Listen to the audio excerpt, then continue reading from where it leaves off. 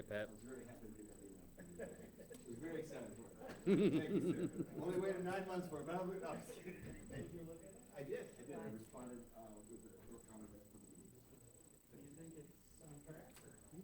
There's a couple minor things that yes, it's very much on track. There's a couple things. People are able to see it.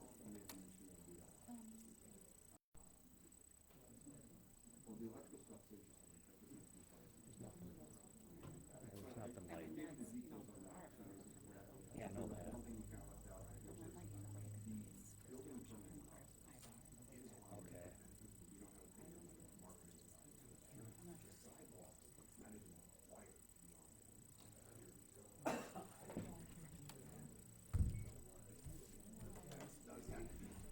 6:59 I got.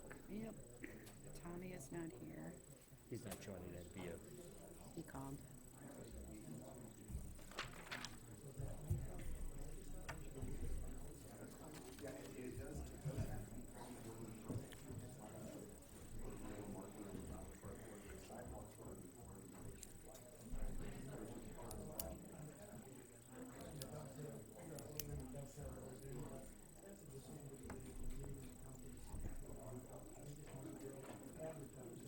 Yes, sir.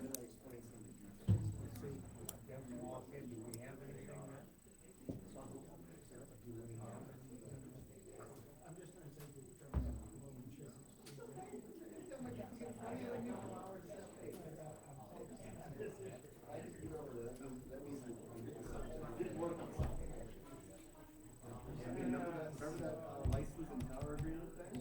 I mean, we had to choose through like 40 pages. It was good. Made people more visual. Well, they scooted. They're trying to strong arm us. They went 78-22. Okay, I just thought I'd let you know. I know. So we need to definitely look it over. Well, I'll tell you what I would be. Things like that.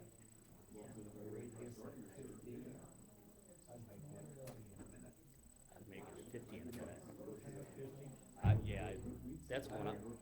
But we'll talk about that too. Cause I think you're gonna lose too many people. Well, I don't. There's one right back there. Oh, that. Wes, is in a position where he has to move. We call the Oglesby City Council meeting to order. Augubright is absent. Cullinan? Here. Curran? Here. Udis? Here. Rivara? Here. Pledge of allegiance. I pledge allegiance to the flag of the United States of America and to the republic for which it stands, one nation, under God, indivisible, with liberty and justice for all.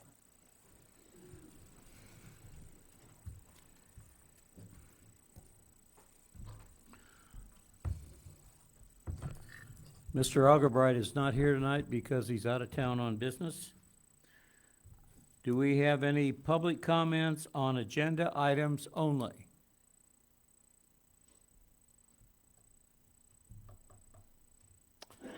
Very well, we'll move on.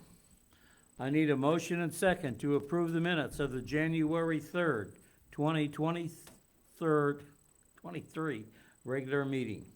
I'll make a motion to approve the minutes from the January 3rd, 2023 regular meeting.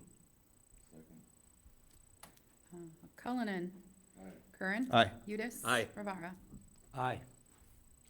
I need a motion and second to approve the bills in the amount of $131,189.58 as presented for payment. I'll make a motion to approve the bills as presented for payment. Cullinan? Curran? Aye. Udis? Aye. Rivara? Aye.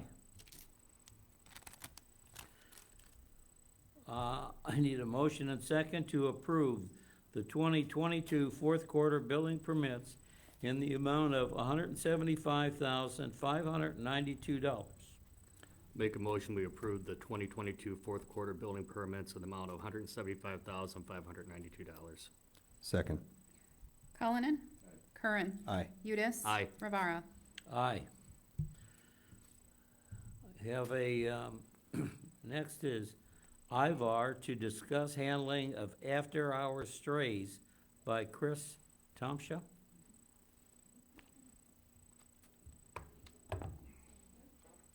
Please. Just tap. I don't think it Hit the is button on. for it. There's a button right on the bottom. Okay, all right, is that good? Yeah, thank you. Okay, my name is Chris Tomsha. I'm one of the founding members of IVAR. We've serviced this community for 25 years now. We don't reach out to other states, other disaster area. We service this community, and we spend our money in this community. I want to discuss real quick, working together coming up with a plan for the city of Oglesby to contain stray dogs until somebody can get here or they can take them to the shelter.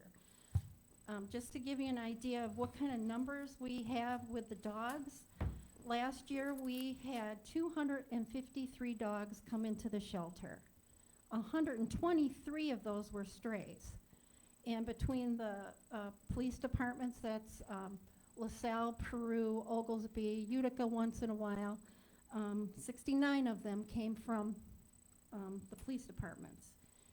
So I kind of dropped the ball a couple months ago when I was at the police station.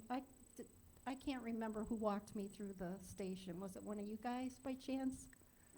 Okay, all right. So, just to set up some type of a crate, a containment unit for when you get strays in the middle of the night. I don't have my 2 people in Oglesby anymore to help me. So I'd like to be able to set something up down in the basement, a crate or a small kennel, that when you get a stray at 12:32 a.m. January 1st from Oglesby, you have a place to put it and not call me until the morning or take care of it then. So do you have any questions? I think it's really important. Everybody else, the cities have plans. We have nothing here except call Chris. I think we can come up with a plan on that. Yeah, just a small crate or a kennel from a 4x5 from Menards. Throw the dog in there. You don't have to feed it. Just give it some water, a blanket, done. So can you tell us, is that how this is kind of happened? Like, I assume January 1st, 12:32 Yeah. a.m.? You got a call? I just got home. Okay. Yeah, just got home. And then another one at 9 o'clock on the 8th, 9 o'clock at night. Okay. It's a long day with So, animal so what rescue. you're asking for is some kind of a method to hold these dogs Mhm. until Ivar can come and get them. Right, or an officer can bring it over. Just depends, we're workable. So Mayor, I can get with the administration at the police department, come up with a policy on that and present it to the council at the next meeting, if you'd like. Okay. And the kennels are inexpensive, not even, probably a couple $100, get a slip lead and a I'll give you the bucket, the water bucket, but yeah, if you guys could, and I'll do anything I can to help you, I'll go out and buy it or do whatever, but we need to set something in place for Chris, the can, future. oh, go ahead, Mayor. sorry. I'm sure that we could find a place, a little water and a little feed if the dog has Yeah. been abandoned and is All right. hungry. Since we have you here, I'm just kind of curious, expand a little bit how that process works right now. So is that every time there's a stray that's picked up, your organization is called and somebody comes immediately? Is that the concern, or? Pretty much, yeah, because I know you guys don't have anything here. Peru holds their own, they have an area.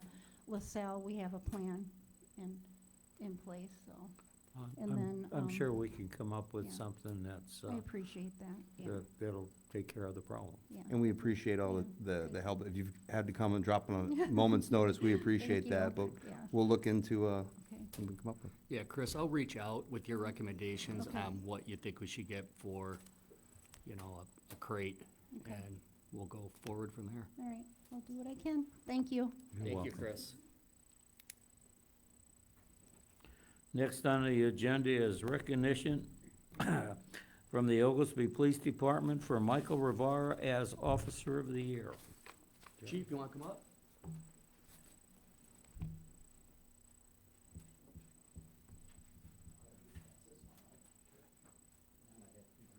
All right.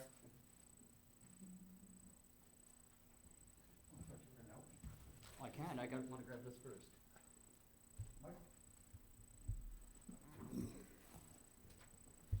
So during the year, we have a point system, and what we do with that system is we set up anywhere from 5 categories to 10 categories of directed patrols where we want them to go.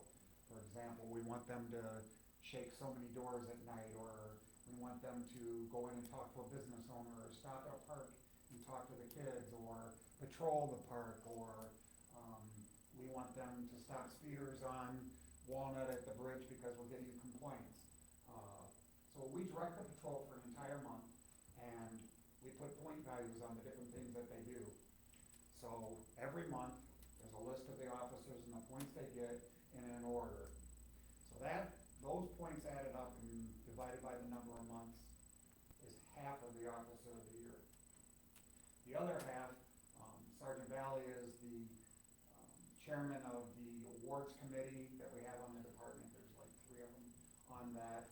And some of the things that they consider are felony arrest, arrest in general, perfect attendance, nomination for other awards.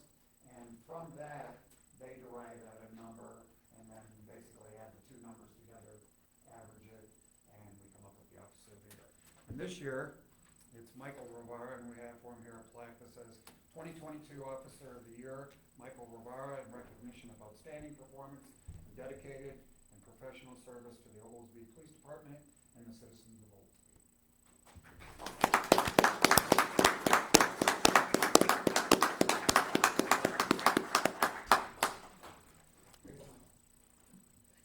Michael? The next award we have to pass out, which is not on the agenda, is, it's with deep regret, I'll let you know that we're losing Chief Hayes after his shift tomorrow.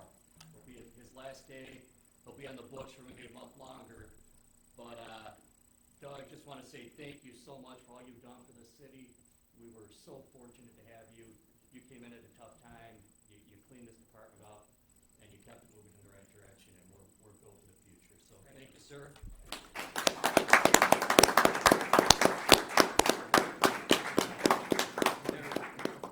There you go. Thanks, Chief.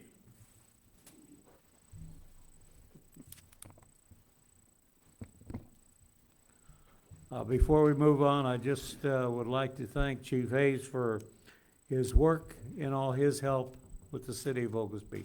Appreciate it very much, Chief.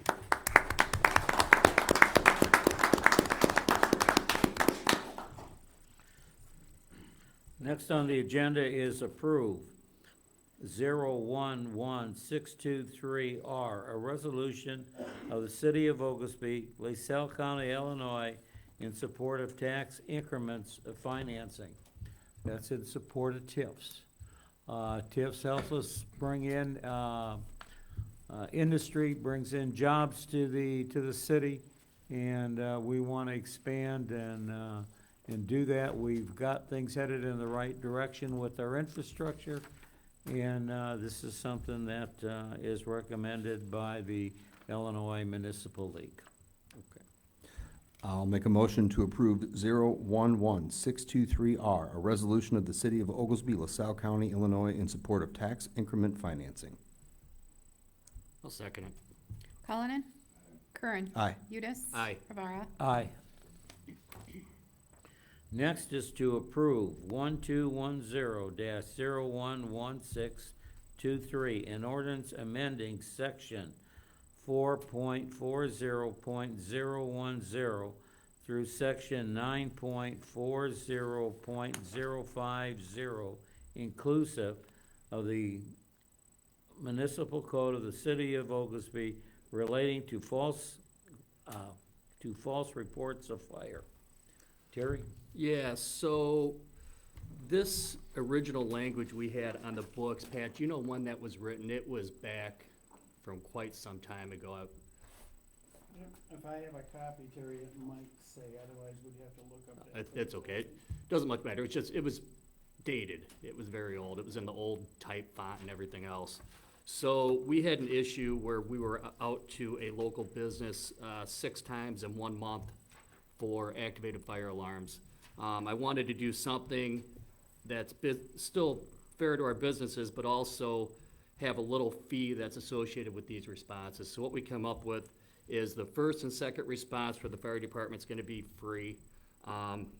The third response will cost $100, and then it goes up incrementally by $50 for each subsequent response to a max of $1,000. If we hit that, then we have a real issue, because that'd be a lot of different responses. But I found the date, it was 1980, Terry. Okay, So so it's that- been on the books for 40 years. right, so it's time to kind of rewrite it and get it the way it should be written. And Pat put that together for us. Any questions on that, guys? The, I'm sorry, if I understand this correctly, the reason we got the number of false alarm is because the business has some faulty alarm system? I think when I was talking to the service guy out there, I think the recommendation is to probably replace that alarm because it is outdated. However, it's still functional, and I'm sure it must be acceptable to code, or else it wouldn't be able to be installed, because this place has a high occupancy. So, it's basically just to deter them, to say, hey, it's not a lot to hurt their pocketbook too much, but it's enough to get their attention to say, hey, I guess I have to pay this because I had to have the firemen come out and help. It also helps us offset the cost of having the firemen go out there, because that's not free. You know, we're paying them so much for each call, plus the diesel we're using and the wear and tear on the vehicles. And this will be a response within 1 calendar year. So for example, if we had a response today and we had 4 more in that calendar year, it would reset today, and then you get your 2 free ones again. So it's only within that 1 calendar year. Essentially, it's making a financial incentive to make sure that their systems are up and working properly, so we're reducing the number of false alarms that we're gonna have inside the That's city. the plan, Jason. I get you. Yep, I think it's great. And it's really not that much different from what we had before on the books. It's just it wasn't being enforced, and there was no mention of when we were gonna implement the fees. And I think it's just more fair for them to know this is how the ordinance or the municipal code is written, and this is what we're gonna follow from here on out. I guess I do have a question about that. I assume that when I looked, I only see the original, the one that we're approving here. Was there one that had some kind of fee schedule adopted with that? We just didn't enforce It was it? very generic. It said a fee may be imposed Oh, up to that's right. $500 per response. So this makes it a little more specific to. Yes. Okay. It did have the imposition of all the costs of mobilization of the fire equipment to that facility. That was in the old section. I've tightened up the language a little bit in this one, and then we've added the $100 after the third one and the $50 increases thereafter to specify what it's going to be. No, I think it's quite generous. So that way, even if somebody had 2 false alarms for something, they're not penalized for it. So really, this is a way to kind of curtail habitual To kind problems of get in their the system. attention, if you will. I get you. I get you. Good. So with that, if there's no other questions, I'll make a motion that we approve 1210-011623, an ordinance amending sections 9.40.010 through sections 9.40.050, inclusive of the municipal code of the city of Oglesby relating to false reports of fire. Second. Cullinan? Curran? Aye. Udis? Aye. Rivara? Aye. I gotta do these one at a time. You could do them all together, Don. We have 4, all the same. It's to approve the raffle license application for Illinois Valley Community College, approve raffle license application for Holy Family School, approve raffle license applications for American Legion Post 237, and approve raffle license application for the Dickinson House Foundation. If I could have a motion and second to approve the Okay. 4? And we can do these all at once, you said? You can. I'll make a motion to approve raffle license applications for Illinois Valley Community College, Holy Family School, American Legion Post 237, and the Dickinson House Foundation. Cullinan? Curran? Aye. Udis? Aye. Rivara? Aye. Thank you. Discuss the emergency purchase of damaged firefighter gear, equipment damaged at the chemical fire. Okay, so the way it sits right now, with the Karis Chemical response, we have some turnout gear and some hose that was contaminated to the point where it probably cannot be reused. This is, we're kind of not a set dollar amount yet, but we're gonna be anywhere probably from around $14,000 on the low end up to $23,000 on the higher end. We have 2 sets of turnout gear that's ruined for sure. We have 3 more that has been returned to the company to see if it can be decontaminated and see if they will stand by their product so that we're protected going forward with any liability. Our fire chief's gut is that it's probably gonna be, we need 5 sets of turnout gear, so we're probably gonna be at that $23,000 mark. We have turned this into our insurance company. I expect them to go after Karis for the reimbursement, but we'll let them fight that out. So I can't have 5 guys with a small department like this not responding to fires, so I instructed the fire chief to at least get the gear ordered that he needed. So the 2 sets have been ordered. He's holding off on the other 3 until we find out whether it can be salvaged. Do you think, obviously, we gotta replace the gear, whether the insurance comes to pay for it now, we gotta replace the gear. Do you think there'd be value in us approving something that would have a certain amount of dollar amount that you could have automatically to replace gear with this? Because that way, instead of having to wait for council meetings, in the event we'd exhaust so much gear to be damaged, I wanna make sure that we'd be able to have it for the next fire. I believe we can You on an can. emergency. We're not gonna have our people out there without the proper safety equipment. And you can do that, Jason, so you could make a motion to approve the replacement fire gear purchase up to Well, $23,000, $25,000. Well, Oh, no, guys, we'll do that tonight, definitely, but my question would be that you have something in place that you don't even have to come to the council for something like that. I mean, we could certainly talk about that. It doesn't have to be tonight, but that might be a good idea. We As it got- relates to safety equipment. Yeah. The thing that we have to do is to ensure that we get the safety equipment ASAP. Yeah, absolutely. Yeah, so with that, there's some more damage too. So we had 500 to 600 foot of hose ruined as well. They didn't even bring it back. It was laying in the chemicals out on the scene. With that, we had a couple sections, 100-foot sections of 5-inch hose, which is about $800 a section. And then we had some 1 3/4 and some 3-inch, which is not nearly as expensive, but collectively, we're looking at about $23,000. Okay, Yeah. get it? Yeah, I mean, we got to, there's no choice. I mean, hopefully we'll get it reimbursed for us. Do we need that in the form of a motion to do I, that? I think you should, Terry. I'll make a motion that we spend up to $30,000 to replace any gear that was ruined or no longer functional because of the Karis chemical fire. Second. All right. Cullinan? Curran? Aye. Udis? Aye. Levon? Aye.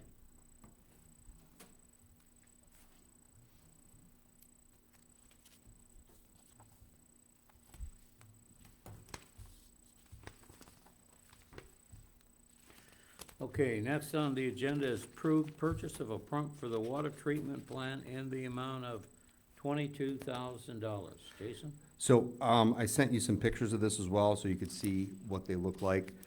We have 2 high-service pumps. This is basically after the water's been processed, I'm correct, it's how we get it into the tower, basically. So we have 2 of them in the city, and one of them wasn't operating at efficiency. They took it apart, took a look at it, and the pictures of what's attached, I cannot even believe this thing is operating. You would think that looks like a 30, 40-year-old pump. That pump is 2 years old. So we're reaching out to the manufacturer of, what's wrong, was there a defect in the pump, something going on for that? But either way, I don't wanna ever stand for a long period of time to where we're on one pump to get our towers filled. So that's why I'm looking for a purchase of, we'll get a new pump in there, $22,000, but I'm still gonna be trying to work with that company to see if we can get a spare or something like that, because lasting 2 years and it being shredded apart is pretty ridiculous. Well, if we can get a spare, what would happen if we lost it? Then we gotta sit and wait for a pump? Yeah, so I'm told right now, the one that we're on right now is high functioning, and there's not any concerns with it though, but I don't wanna wait for a long period of time to work with this company to try to get a replacement I to don't see if they wanna want wait to. either. Correct, so that's why I'm looking to get the purchase, but I just wanna put the pictures in there so people could see the craziness of. It's of pretty what it unbelievable. It is unbelievable. The fact that that was still operating at 50% capacity is crazy. Maybe I'll put those on Facebook or something just so people can see, like, whoa. please don't. All right, if there's no other questions, I'd like to make a motion to approve the purchase of a pump for the water treatment plant and the amount of $22,000. I'll second. Cullinan.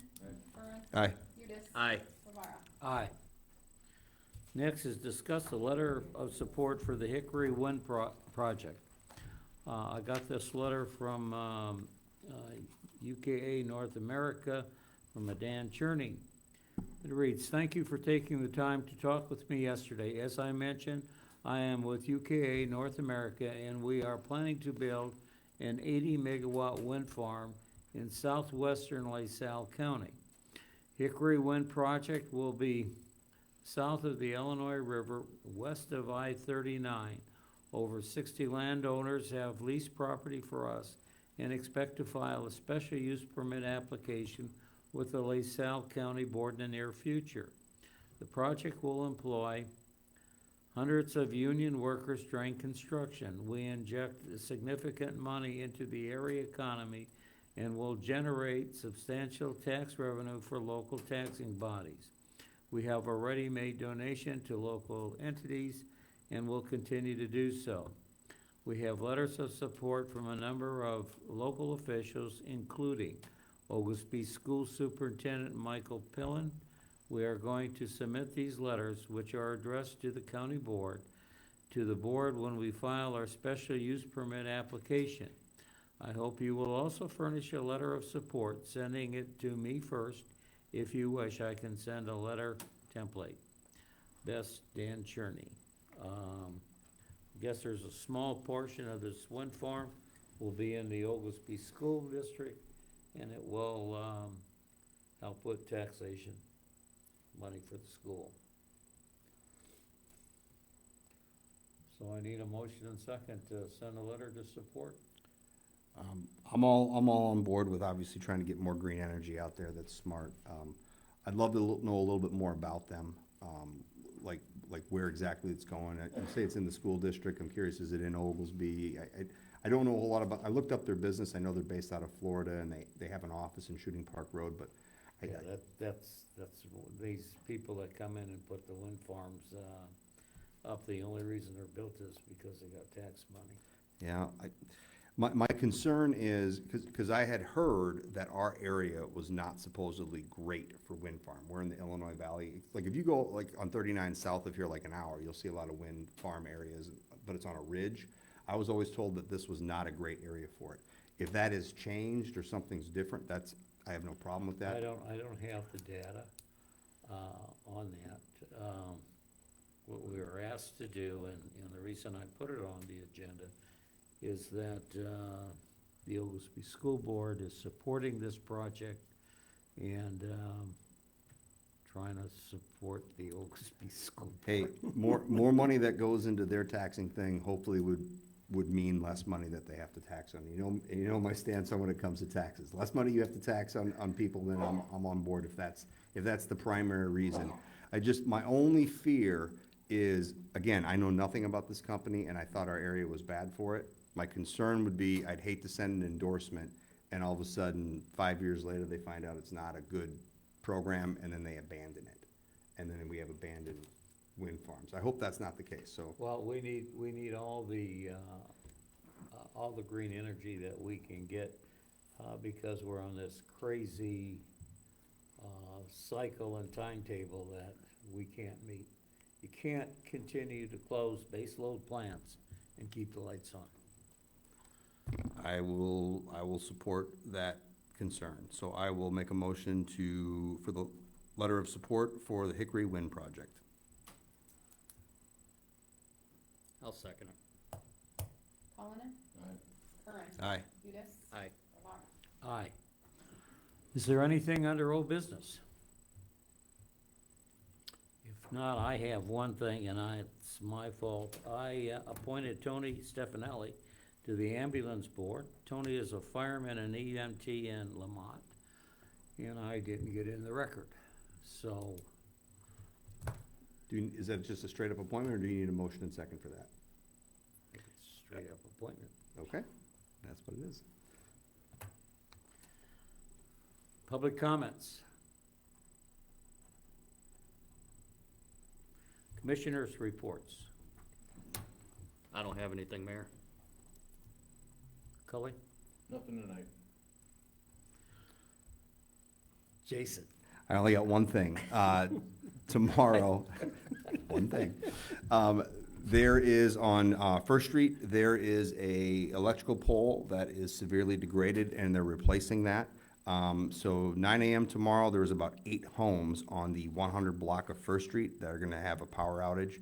Hopefully it should be less than 3 hours, and those homeowners have already been notified. So that's all I got.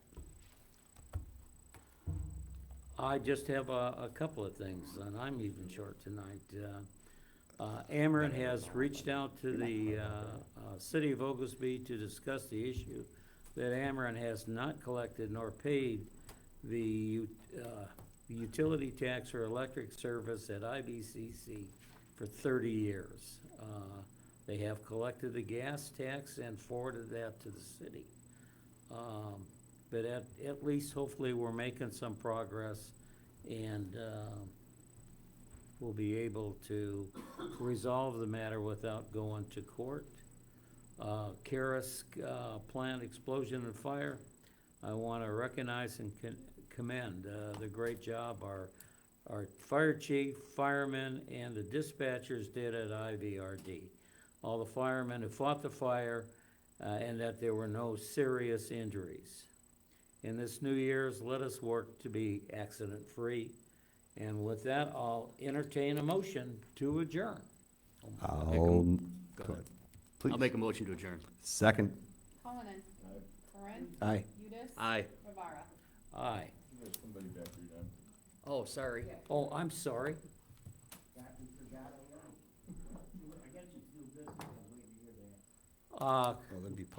Please come up. Just state your name and Hi, my name's Mike Viola, Oh, I didn't know that was you, Mike.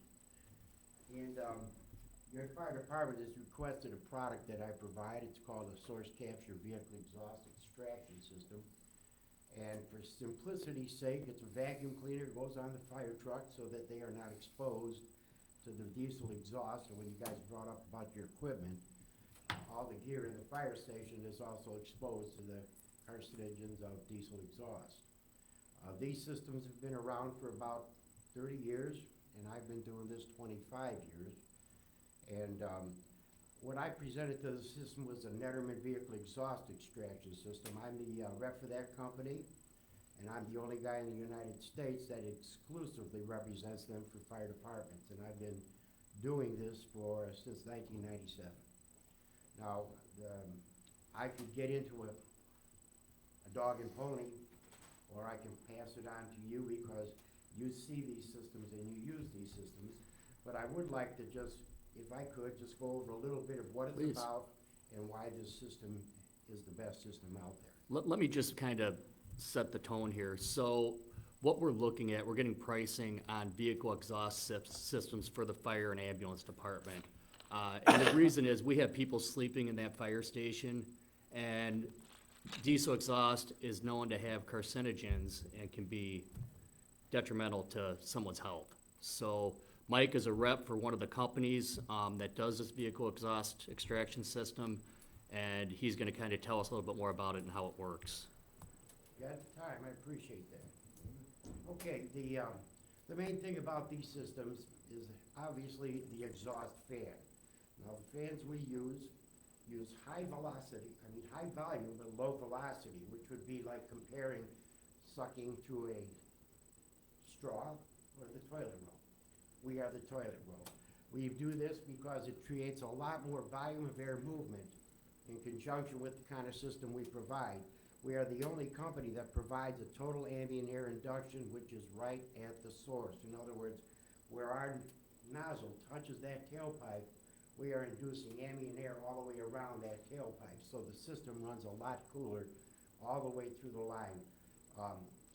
After the system's fan, the next thing would be the controls for the fan.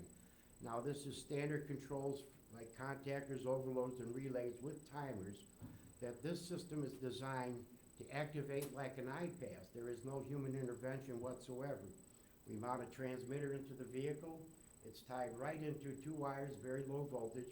It's tied right into the master switch. So when the guys turn the switch on to start the vehicle, before they even start the vehicle, the fan is running at full RPMs. The engineers this system at 600 RPMs per vehicle. Ambulances don't need as much, but I try to size out a whole station for moving things around so I don't have to put dampers on every drop and then have somebody climb up there and regulate them. As we move down the system, there's 2 types of system, and your department will use both types. One is called the track, and the track is to provide for a vehicle that pulls out and backs in. And it's very applicable to you guys because you got no back walls to back out of. However, you do have 2 bays where you park in tandem. That is called the rail system. Now, the difference between the 2 is only obvious for one reason. The back-end system has a horizontal hose that rides in the system. And this horizontal hose is one continuous length. This system is an electromagnet system. Therefore, in that hose, there is actually wires. It's all low volt, 24 volt DC, AC at the connection. As it travels through the horizontal hose, there's a converter, a little circuit board, that transforms that to DC low voltage. The vertical hose coming down off the trolley now is, in this case, we're going to go a 12-foot vertical hose, and this feeds the electromagnet itself. Now, the electromagnet is energized constantly, so that as the vehicle backs in, we mount a little anchor plate on. I have one here to show you, and this is what melds the system to hold it in place. Now the vehicle transports the system. The system's designed so when the guys jump in the truck, hit the master, we've got exhaust. As they pull out, the trolley travels with it right up to the door and automatically disconnects. The actual only human intervention with the system is when they return. They gotta hook it up. That's about it on that. The entire system is designed for high temperature. The nozzle takes the most wear and tear, and that's why we have an 8-inch nozzle, generally go over 4 and 5-inch tailpipes. You can maybe relate to the ambient air that's induced right there. When we've done testing, at the source, we're getting temperature anywhere from 700 to 1100 degrees on an idle on a big rig. Less than 10 feet away, it's down to a third of that. And then as you travel through the rest of the system, it's cool air at the other end. You can actually stand in front of it if you don't mind breathing diesel exhaust. But I've been doing this. I've been in the air cleaning business since 1971. I've changed from that market into the fire services because guess what? It's dangerous for first responders. And our business has taken off since 9/11 especially. But this system is designed to last, well, people around you would be LaSalle, Streeter, Utica, down the Route 80 corridor. You mentioned Lamont, they have our system, Tinley. I can keep going all the way to state line. And I do cover 4 states, so I do this a lot. But what I'm trying to get across to you folks is why it's needed and help the fire department provide it for your town. I've got a question for you. Sure.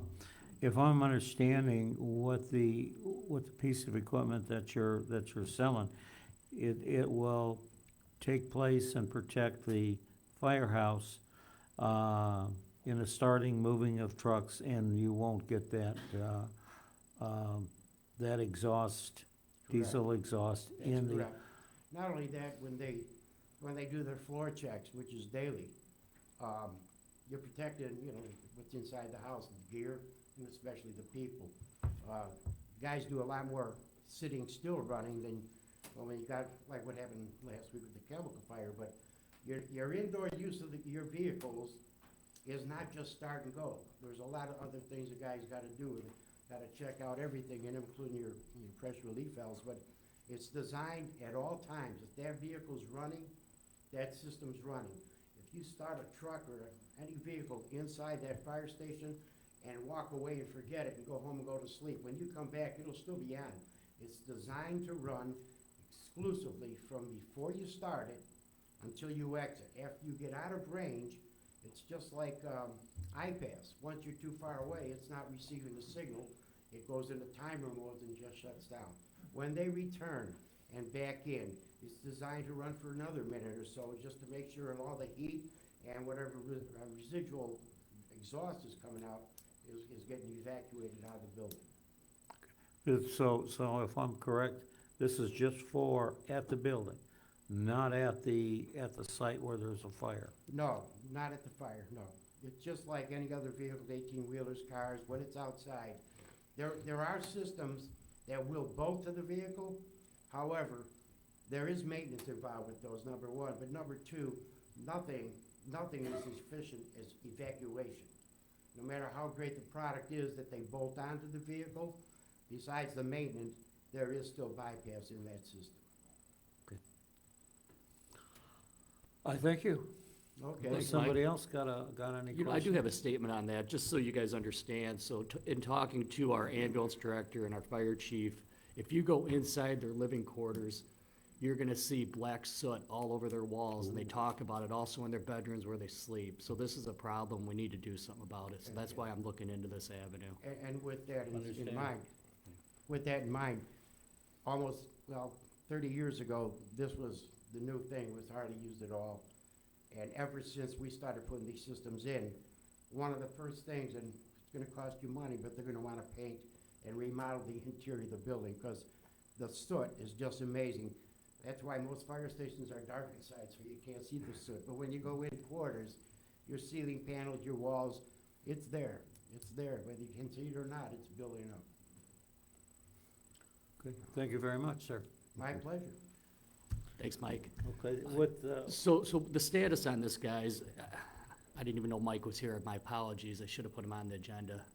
Kind of forgot about it. Anyway, we have to get 2 quotes on 2 different systems because of the price tag. I talked to Tommy about this from a finance perspective. He said because of the price tag, we should get a second quote. And once those 2 are in, then we'll make a decision on what route we want to go. So that's what I'm waiting for now. Were there nearby fire stations that utilize this system already? Did I hear Yes, correctly? like he was LaSalle? saying, LaSalle, Utica, Streeter, yeah. Lamont, which is where Tony's at, so I'm sure you can answer some questions on it too. I mean, I see their fire chief regularly when it comes to IVRD. It wouldn't be a bad idea to get kind of a tour of that facility.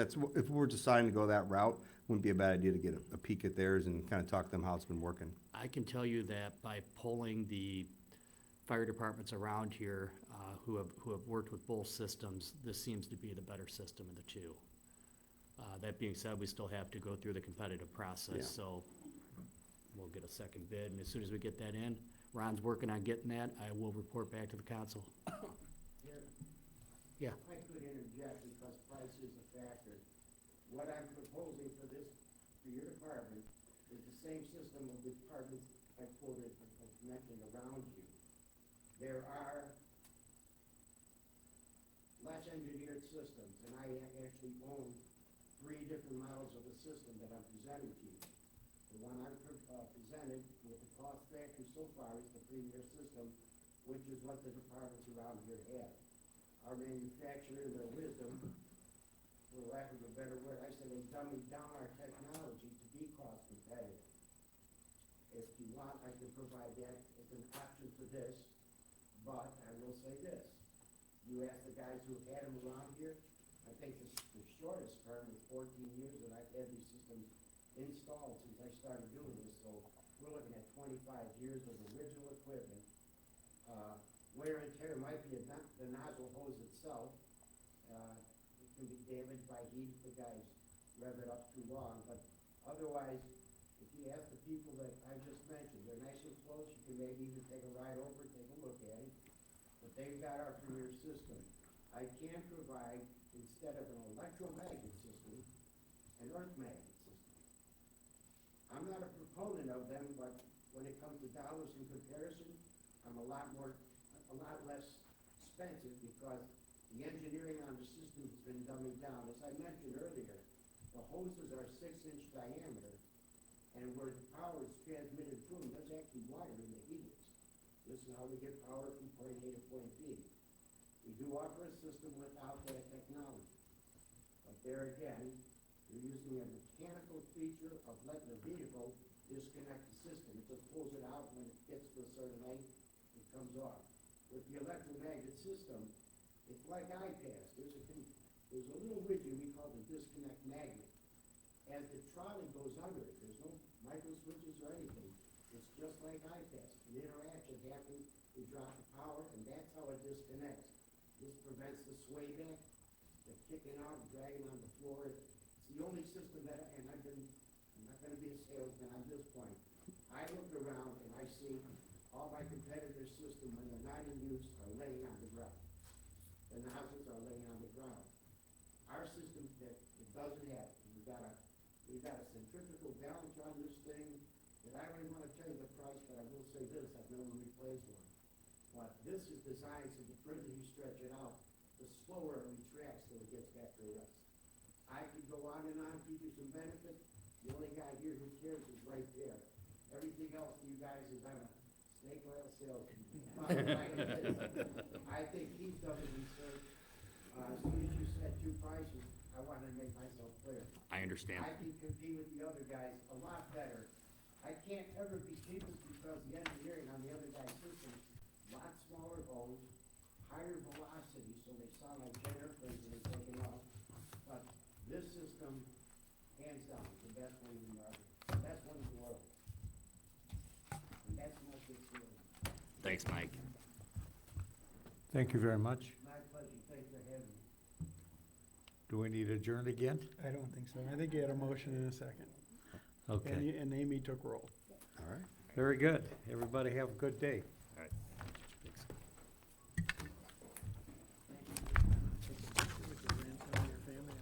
Yes.